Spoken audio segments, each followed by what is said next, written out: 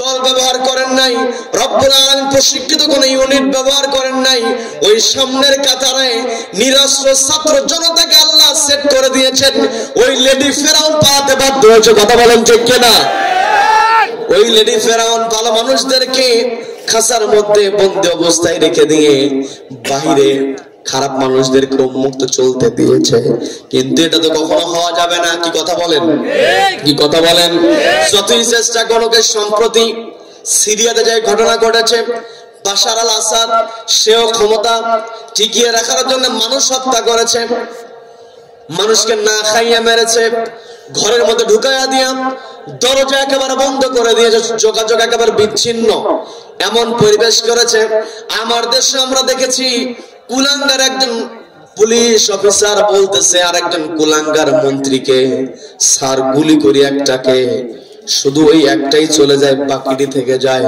তার মানে ক্ষমতা টিকিয়ে রাখার জন্য কত বড় তারা রক্ত পিপাসী হয়েছিল, কিন্তু শেষ পর্যন্ত প্রত্যেকটা জায়গায় নিজেদের লোক থাকার পরও চেয়ার টিকিয়ে রাখতে পারে না। কথা বলেন ঠিক কিনা?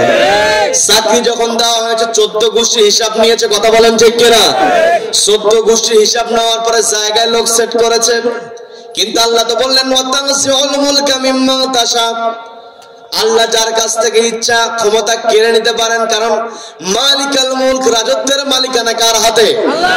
আমি কাউকে টিস করার জন্য অথবা কাউকে কষ্ট দেওয়ার জন্য, কাউকে আঘাত করার জন্য, কাউকে খোঁচা দেওয়ার জন্য কথা বলছি না। বোঝার চেষ্টা করবেন, বোঝার চেষ্টা করবেন। আমার আপনার অন্তর আল্লাহর ভয় আনতে হবে। বন্ধুগণ, যে কথা হচ্ছে আল্লাহর ভয়, চেয়ারে যারা থাকবে তারা যদি আল্লাহর ভয় অন্তরে রাখতে পারে। ওমর ইবনে আব্দুল আজিজ রাহিমাহুল্লাহ তিনি জেলারদেরকে নিয়ে মিটিং করছেন। ওই মিটিং করার একটা সময় যখনই ব্যক্তিগত প্রশ্ন করা হয়েছে, আপনি কেমন আছেন, আপনার পরিবারের লোকেরা কেমন আছে, জিজ্ঞাসা করার সঙ্গে সঙ্গে তার সামনে একটা বাতি জ্বালানো ছিল। এই যে আমরা আজকে এখানে উপস্থিত হয়েছি, আমাদের সামনে অনেকগুলো লাইট জ্বালানো। কি কথা বলেন? আমাদের সামনে অনেক লাইট জ্বালানো আছে। এই লাইট এমন লাইট তখন ছিল না, ইলেকট্রিসিটি ছিল না, যার কারণে বাতি ব্যবহার করা হতো। ওমর ইবনে আব্দুল আজিজ তার সামনে যে বাতিটা জ্বালানো ছিল, তাকে যখন ব্যক্তিগত প্রশ্ন করা হয়েছে, পরিবার সম্পর্কে জানতে চাওয়া হয়েছে, সঙ্গে সঙ্গে তার সামনে রাখা বাতিটা তিনি নিভাইয়া দিলেন। বাতি নিভাইয়া দেওয়ার পরে অর্ডার করলেন আর একটা বাতি জ্বালানোর জন্য। নতুন করে যে বাতিটা জ্বালানো হলো, সেই বাতির মধ্যে আলো নাই বললেই চলে। একটু আগে যে বাতি ছিল ভালো আলো ছিল, পরে যে বাতিটা জ্বালানো হয়েছে, পরের জ্বালানো বাতিটার আলো একেবারেই কম। এখন প্রশ্ন করা হলো, আমিরুল মুমিনিন, আপনার সামনে যেই বাতিটা জ্বালানো ছিল এই বাতির আলো তো বেশি ছিল, কিন্তু আপনি কি করলেন? ওই বাতি নিভাইয়া দিয়ে আর একটা বাতি জ্বালাইয়া দিলেন যে বাতির আলো কম। এটা করার কারণটা কি? আপনারা শুনবেন নাকি মনোযোগ দেব? শুনবেন? এই বছর না আগামী বছর? এই বছরই। এই মাহফিল কয় তারিখের? এখন কত তারিখ? 19। তার মানে একদিনের দাওয়াত দিয়ে 2 দিনের ওয়াজ। বলে আলহামদুলিল্লাহ, বলে আলহামদুলিল্লাহ। যাক, শুরুর দিকে তো একদম লোকজন ছিলই না, তাও আপনারা পরবর্তীতে এসেছেন, বলি আলহামদুলিল্লাহ, বলে আলহামদুলিল্লাহ। তবে আমার মনে হয় এত বেশি মানুষ নিয়ে, এত বেশি আমি আলোচনা মনে এই বছর করি নাই। তবে একটা জিনিস, মানুষ কম কিন্তু সবাই একেবারে সচেতন, কার মধ্যে ঘুমের ভাব দেখি নাই। বলে আলহামদুলিল্লাহ, বলে আলহামদুলিল্লাহ। এই যে আমরা বসে আছি কার সন্তুষ্টির জন্য? কার সন্তুষ্টির জন্য? আমার আপনার টার্গেট হবে আল্লাহর সন্তুষ্টি। দুনিয়াতে কে কি করলো, আমি সত্য কথা বলার কারণে, হক কথা বলার কারণে কে আমার সঙ্গে থাকলো আর কে থাকলো না, এই চিন্তা করা যাবে না। ওই যে নবীজি যখন সাওর গুহার মধ্যে তার সাথীকে নিয়ে হিজরতের সময় নবীজি গর্তের মধ্যে নিজেকে আড়াল করলেন, ওই কাফেরের একেবারে কাছাকাছি চলে গিয়েছে। নবীজির সবচেয়ে কাছের বন্ধু আবু বকর রাদিয়াল্লাহু তাআলা আনহু তিনি একটু ভয় পেয়ে গেলেন। নবীজি বলেন, লা তাহজান, কি হয় না, চিন্তিত হয় না, ভয় পেও না, হতাশ হয় না। ইন্নাল্লাহা মা'ানা, নিশ্চয় আল্লাহ আমার সঙ্গে আছে। বলেন আল্লাহু আকবার। যাদের সঙ্গে আল্লাহ থাকে তাদের কখনো চিন্তা থাকে না, ভয় থাকে না। তারা কখনো তাদের চেয়ারের মধ্যে থেকে হতাশার ভাব চেয়ারের মধ্যে তারা নিয়ে আসে না, সবসময় তারা খুশিতে থাকে। কি কথা বলেন? কি কথা বলেন? কারণ যারা আল্লাহকে ভয় করতে পেরেছে, দুনিয়ার কোন জালিম যদি ভয় দেখায় তখন তারা হাসে এই কারণে যে তুমি কিসের ভয় দেখাও, আমি তো তোমাকে ভয় করি, আমি ভয় করি একমাত্র আল্লাহকে। বলেন আল্লাহু আকবার। বলেন আল্লাহু আকবার। এই জন্য আমরা দেখেছি দেশের মধ্যে বিভিন্ন সময় আমাদের চোখের সামনে পড়েছে, আদালত চত্বরে আলেম ওলামাদেরকে উঠানো হয়েছে, নিরপরাধ মানুষদেরকে উঠানো হয়েছে, জালিমের বিরুদ্ধে কথা বলার কারণে আদালতে উঠানো হয়েছে। তাদের চেহারার মধ্যে কখনো হতাশার ছাপ আমরা দেখি নাই। এমনকি আমাদের কোরআনের পাখি যাকে বলা হয়, যার কোরআনের পাখি বললেই যার নামটা চলে আসে, শহীদ আল্লামা দেলোয়ার হোসেন সাঈদী রাহিমাহুল্লাহ। আমি গতকালকে পিরোজপুরে ছিলাম, সেখানে তার কবর আমি জিয়ারত করেছি। রাতের বেলা, রাত তখন 1:30 বাজে, তখন সেখানে গাড়ি ঠেকানো, মানুষ যাচ্ছে সেখানে দাঁড়িয়ে দোয়া দরুদ পড়ছে। বলেন আল্লাহু আকবার। বলেন আল্লাহু আকবার। তার ক্ষেত্রে আমরা দেখি তার বয়স ছিল 83 বছর বয়স। বিরক্ত হচ্ছেন আপনারা?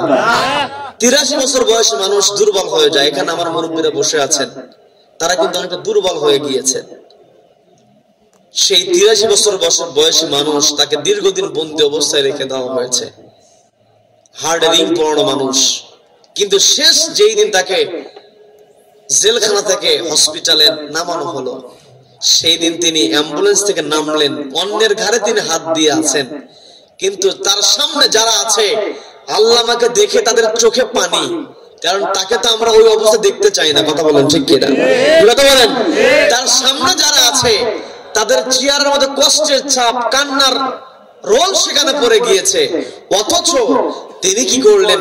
অ্যাম্বুলেন্স থেকে নামলেন, নেমে সবাইকে লক্ষ্য করে যে হাসিটা তিনি দিয়েছেন, কিয়ামত পর্যন্ত যারা একমাত্র আল্লাহকে ভয় করবে ওই ব্যক্তিদের জন্য তার ওই হাসিটাই হচ্ছে অনুপ্রেরণা। কথা বলেন ঠিক কিনা?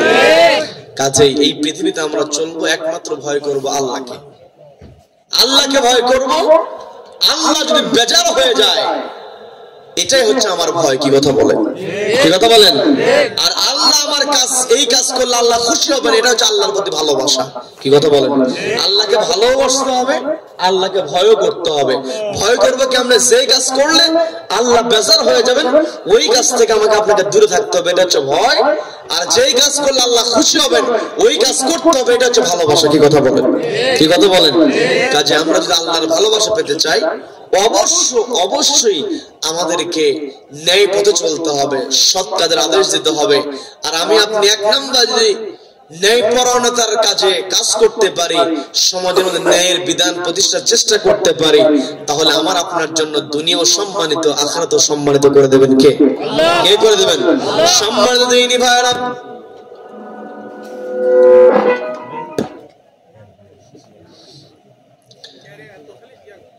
আল্লাহ রাব্বুল আলামিন আমাকে আপনাকে অর্ডার দিলেন, ইয়া আইয়ুহাল্লাযীনা আমানুত্তাকুল্লাহ, ওহে যারা ঈমান আনয়ন করেছে আল্লাহকে ভয় করো। ওই যে ওমর ইবনে আব্দুল আজিজ রাহিমাহুল্লাহ, তার মনের মধ্যে আল্লাহর ভয় আছে। সামনে বাতি জ্বালানো ছিল, বাতিটা ছিল বেশি আলো দেওয়া বাতি, বাতি নিভানো হয়েছে, পরে বাতি জ্বালানো হয়েছে, যে বাতির আলো কম। প্রশ্ন করা হয়েছে, কেন আপনি এই বড় আলোটা নিভায়া দিয়ে ছোট্ট আলো আপনি জ্বালালেন, কারণটা কি? ওমর ইবনে আব্দুল আজিজ রাহিমাহুল্লাহ বলছেন, আমি যে এই বাতিটা নিভায়া দিয়েছি, ওই বাতিটা আমার ব্যক্তিগত বাতি নয়, ওই বাতিটা হলো রাষ্ট্রীয় কোষাগার থেকে সরবরাহ করা। কারণ তোমাদেরকে নিয়ে আমি মিটিং করছি, এটা রাষ্ট্রীয় কাজের একটা অংশ। এই মিটিং এর মধ্যে তোমাদের সঙ্গে রাষ্ট্রীয় ব্যাপারে কথোপকথন করার জন্য এই বাতিটা চালানো হয়েছে। কিন্তু মাঝখান থেকে যখন আমাকে আমার ব্যক্তিগত প্রশ্ন করা হয়েছে, পারিবারিক অবস্থা জানার জন্য প্রশ্ন করা হয়েছে, আমি চিন্তা করলাম রাষ্ট্রীয় সরবরাহ করা বাতি জ্বালিয়ে যদি আমি আমার ব্যক্তিগত পারিবারিক অবস্থা নিয়ে যদি কথা বলি, আর আল্লাহ যদি কিয়ামতের ময়দানে জিজ্ঞাসা করে তুমি তোমার ব্যক্তিগত কথা বলার কারণে রাষ্ট্রীয় বাতি ব্যবহার করেছো, আজকে জবাব দাও। আমি ওমর ইবনে আব্দুল আজিজ জবাব পারবো না। বলেন আল্লাহু আকবার। এটাই হলো চেয়ারের আমানত। কথা বলেন ঠিক কিনা? এটাই হচ্ছে চেয়ারের আমানত। হযরত ওমর রাদিয়াল্লাহু তাআলা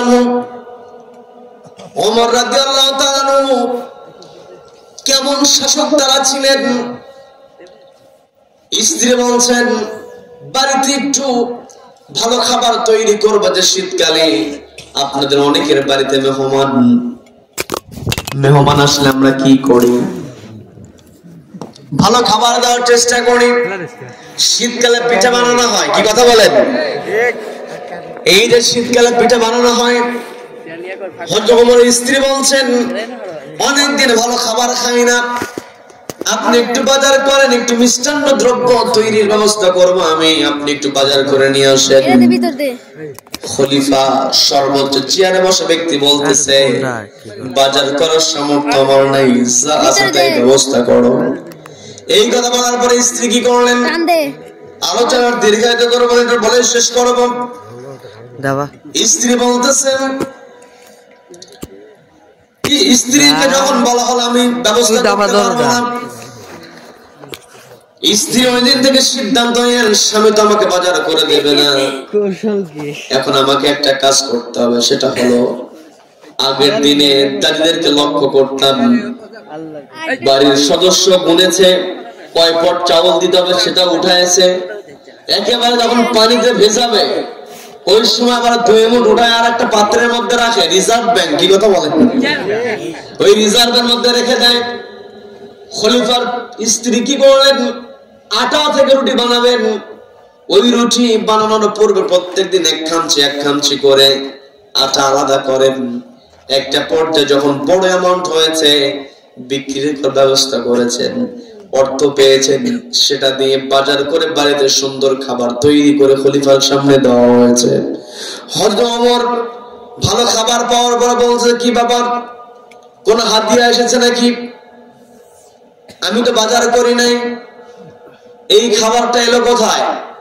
আমাদের প্রতিবেশীদের ক্ষেত্রে আমি লক্ষ্য করেছি ভালো খাবার রান্না করলে পাশের ঘরে দিয়ে দেয়, কি কথা বলেন?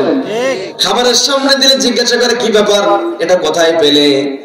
স্বভাব সুলভ ভাবে হযরত ওমর বলতেছেন কি ব্যাপার, আমি তো এইরকম, এই দিকে তাকান, এই দিকে, ওই দিকে না, এই দিকে, আমি তো বাজার করি না, এগুলো পেলে কোথায়?